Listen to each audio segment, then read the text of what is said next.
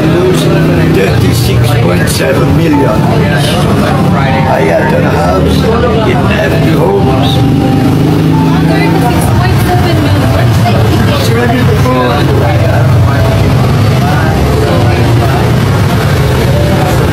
I feel bad. No, I feel bad. no, I don't have one. So,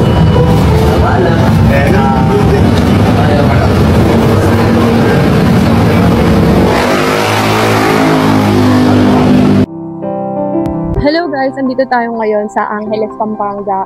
At andito yung magiging bahay ni Tatay Eduardo kung saan po siya, dito na po siya mananatili at hindi na po siya nasa kalsada. And he will not be homeless anymore. And today, we will buy some groceries and everything needed of Tatay Eduardo, like higaan niya, electric fan, yung mga pangangailangan niya, bibilin natin. So, we're here at Pure Gold, Pandan, Pampanga. So, we're gonna buy some groceries, what needed of Tatay Eduardo, at ipapamili din natin siya na pagkakakitaan niya. Like, may small na tindahan siya po doon, and bibilan ko din siya ng may higaan niya, electric fan and everything, para sa mga needs na kailangan niya. So, tara!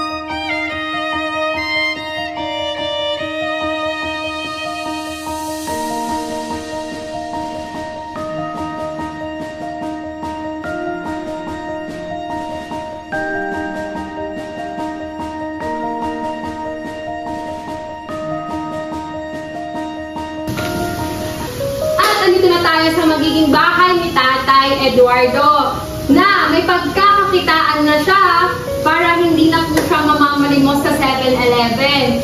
Kumbaga lahat ng paiikutin niya na lang po ito at ayan, may kape, may shampoo, may sabon, may noodles, may delata, may biskuit, lahat ng mga pangangailangan ng tao. Ayan, bumili lang kayo kay Tatay Eduardo at susunduin na po namin siya ngayon para i-surprise po siya at excited na ako makita si Tatay Eduardo. Siyempre, binilhan din natin ng tumataginting na rice cooker at electric fan. Si Tatay Eduardo ay electric fan, no? Labas mo kasi. Labas mo. Yes, nilagyan natin siya ng electric fan para di siya mainitan, higaan at hindi na siya homeless.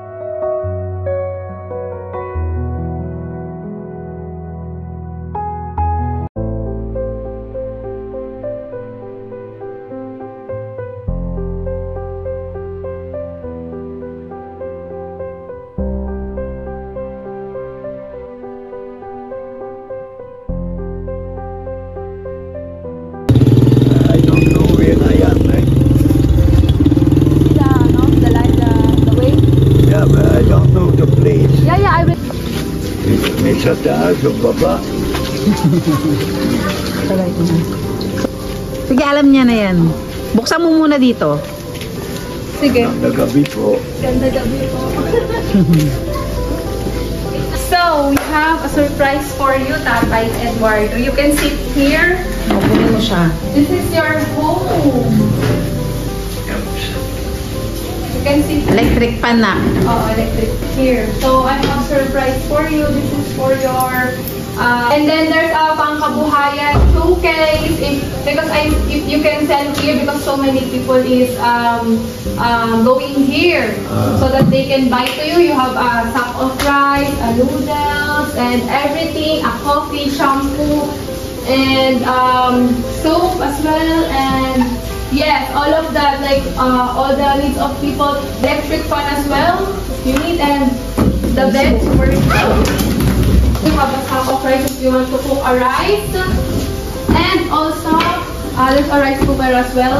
You have to, Yeah. right? Are you happy, sir, that Yes.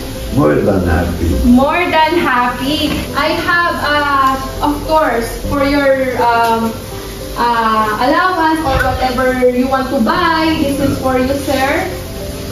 Here. Just keep it for you and careful to magnanakaw, ha? If you don't magnanakaw, di ba? Stealing. So, masakit. Stick neck. Eh ngayon, hindi ka na may stick neck dahil may pillow ka na, di ba? It's exactly the... This one is you need for your, you can comfortable, di ba? You want to say to all people who help you right now on this blessing, and also some blessings will come to, anything you want to say or message to them? In the first place, Mawag mo isaksak. I would like to say to our Father Jesus Christ for the blessing Yes. He had sent to me to find out the people's Miracle. people who has a small thing to offer Yes. to get me back on my feet. Yes. I cannot find enough words to say a million times thank you and God bless you. At least many people are willing to help you and have something happen miracle right now, like unexpected, right? So like I just randomly walking in walking street and saw you, and then